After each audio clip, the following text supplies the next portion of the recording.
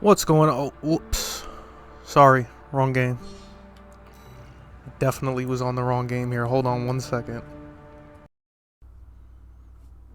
Okay, welcome to the actual ABC video featuring the new support. I am making this video the day before the new pack drops, so it is long overdue, but I do feel like it warrants some spotlight. I never would have expected myself to enjoy ABC so much, but it did take some fine tuning to find out what felt comfortable in the end. First and foremost, I think it's known by many now that 40 cards is not the way to go with this deck. I will fight on in that belief unless you are omitting Union activation with X-Head Cannon, or most of the new support altogether. The next point to bring is that yes, Fiendsmith is usable with this deck and raises the ceiling quite a bit, but I personally did not want to add on to the already endless amount of people playing that engine in the game. It also takes up more valuable time in your combo than I would like, and I'd rather be safe than sorry. If you do want to run Fiendsmith, it is quite fine as you can still continue with your normal combo prior. Now moving on to the list in particular, since I did omit the Fiendsmith stuff, I decided to run 50 cards instead of 60, and the Bishio stuff is just good for the current meta.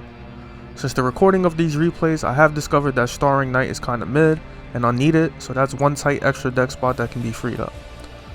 Onto the support, it is amazing. X Cross Cannon is the main deck highlight as it is officially a 1-card combo into your full board, without including Bishio or Fiendsmith support. I may enjoy this deck because the line is surprisingly easy to me for some reason, but pretty much you want to see him as much as possible. The only reason X-Head Cannon is in the deck is for Union activation, giving you a way to get to cross. Y Yari Head and Z Zillion can equip a Union from the graveyard and banish zone respectively, which fuel our combos more with additional special summons. The name of the game is just continuing to special summon your Union pieces to go into key extra deck monsters to build your board. Finish with the theme fusions. The new XYZ Hyper Cannon isn't the best addition the deck could have got, but he is an additional form of disruption that can bring back ABC pieces. The drawback about the new support is that all of the new XYZ monsters lock you into light monsters, so it does limit the potential of our final board, unlike when ABC was meta years ago.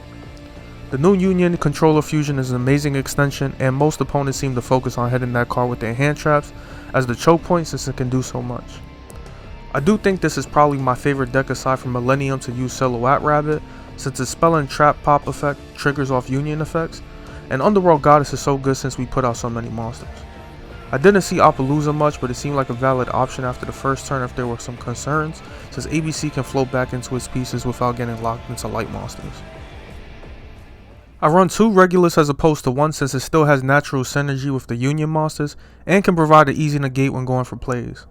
B Buster Drake at 3 also felt better since it is the searcher and can get some plays going even without X Cross Cannon.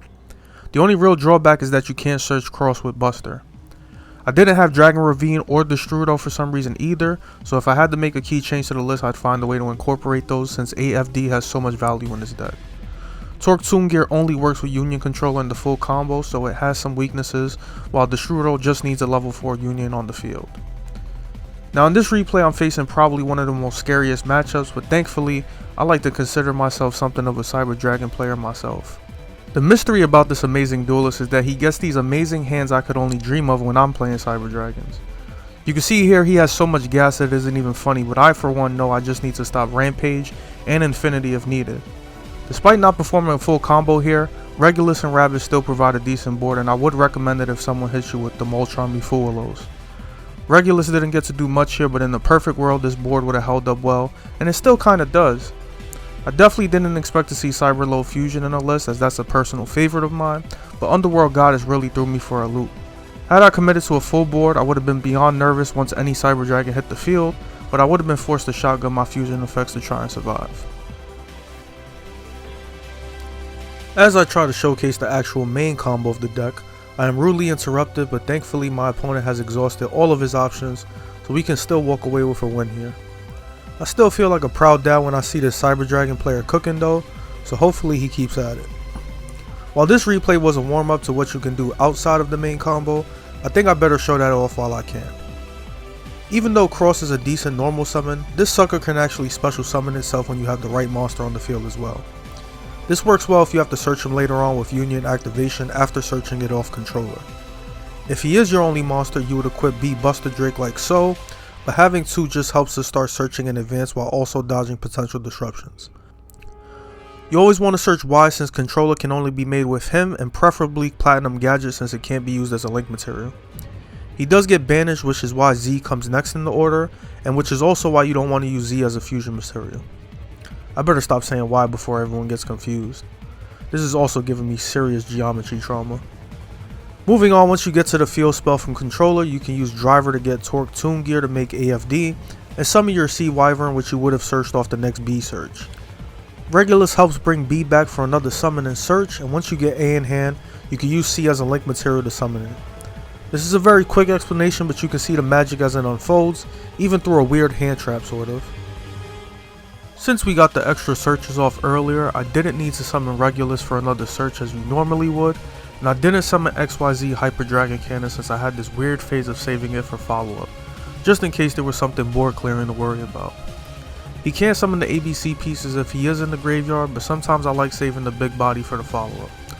Ideally both him and ABC would have to discard removal, and as long as he is in Rabbit's link marker, every monster can still activate their effects on the Griffon. Now as you see here, another form of surprising help comes from the field spell, which is another reason I run 2 Regulus.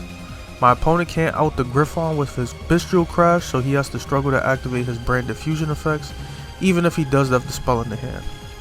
I hope this was a suitable example of how a good setup will go, so now I'll be off for the rest of the video. Stay tuned for the Chaos Cup tournament video coming up soon, and I'll catch you guys next time.